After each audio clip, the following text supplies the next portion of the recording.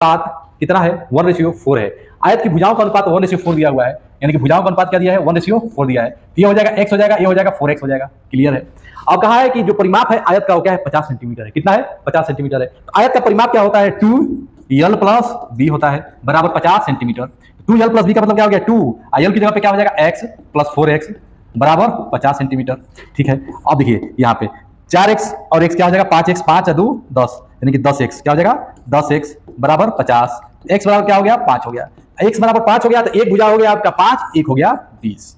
इसको लंबाई मान लीजिए, इसको चौड़ाई मान लीजिए, कोई दिक्कत नहीं है। ठीक है।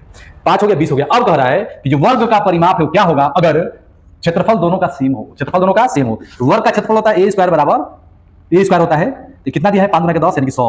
a बराबर कितना हो जाएगा 10। अगर वर्ग का भुजा 10 है तो वर्ग का परिमाप होता है 4a, 4 × 10 आंसर कितना हो गया 40। ऑप्शन नंबर ए क्या हो जाएगा राइट हो जाएगा। ठीक है। अगला सवाल देखिए, एक समबाहुभुज में भुजाओं की संख्या ज्ञात कीजिए यदि इसका प्रत्येक अंतःकोण 165 डिग्री हो, यानी कि इंटीरियर प्लस एक्सटीरियर बराबर फॉर्मूला होता है 180 डिग्री। ठीक है। समबाहुभुजों की भुजाओं की संख्या पूछ रहा है।